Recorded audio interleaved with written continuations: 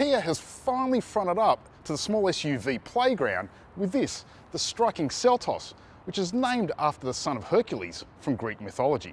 And it's here to take on established and popular stalwarts such as the Nissan Qashqai, itself named after nomadic tribes of Iran who apparently are renowned for making quality pile carpet. So, which of these two has the more substance behind the unusual nameplates and the funky styling?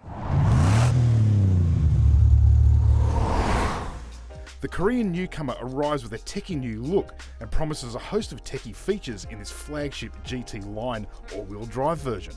It's a seriously well-specified SUV that comes with a serious price tag of $41,990 drive away.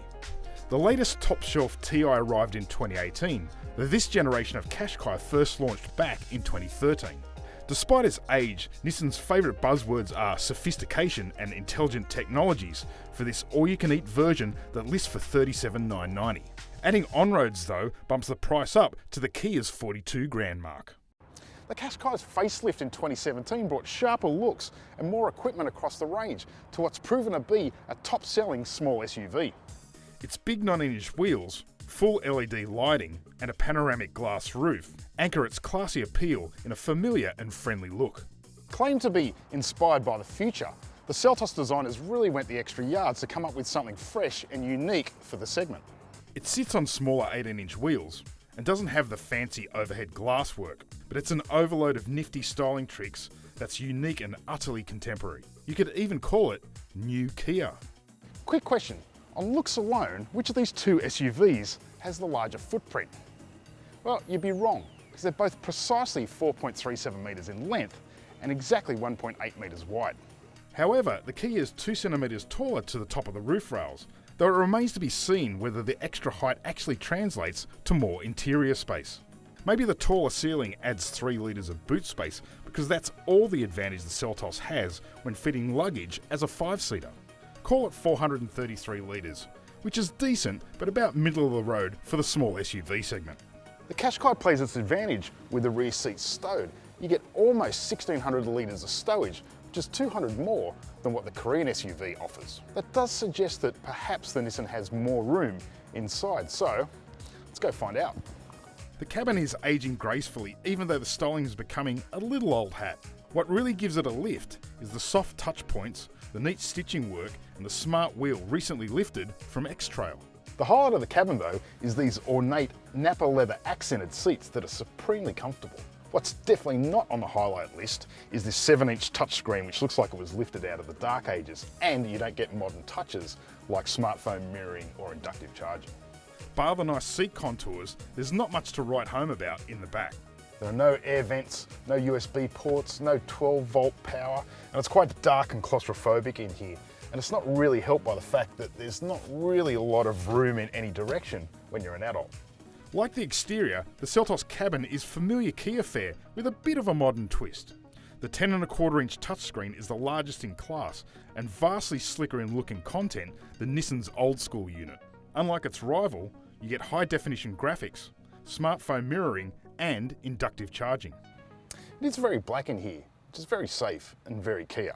Plus some premium touches such as the head-up display and these great metal door handles. But you only get single zone climate control, and unlike the Nissan which gets the real stuff, this is fake leather. And it's not really tactile like, say, a Lexus. In the back, it does feel roomier than the Nissan. The seats are nice and supportive, you get rear air vents, a USB port, and a nice little cubby for your phone. Let's hit the road to see what they're like for drivability and comfort. And we'll start with the Nissan as a sort of established benchmark. For a start, the Qashqai has quite a low dash, which is good for forward vision if you're a bit vertically challenged. However, it does restrict knee room if, like me, you're not. Otherwise, it feels more chunky and substantial than its size suggests. And some of that comes from the slightly floaty ride quality and the aloof steering feel. It drives very much like the SUV cliche, but I guess a lot of Qashqai owners really like that kind of character. The Nissan does feel refined and quiet, at least when you're not asking too much from its modest 2-litre naturally aspirated engine, making just 106 kilowatts and 200 newton meters. Dig in and the front driver makes a fair ruckus as the CVT transmission tries to keep that engine at around the 4,000 RPM mark to keep it cooking. The flagship Qashqai Ti does soldier on a bit with a make-do powertrain shared right throughout the range, but that doesn't really seem to bother most buyers. The Seltos also gets a 2-litre naturally aspirated engine, CVT transmission and front-wheel drive, if you've opted for one of the cheap versions. This GT line gets a powerful turbo 1.6, a 7-speed dual-clutch transmission and all-wheel drive. With 130 kilowatts and 265 newton-meters on tap, there's much more response and punch than the Nissan.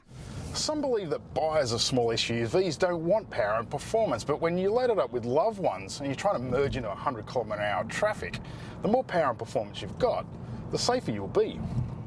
Kia have done a fine job with this powertrain.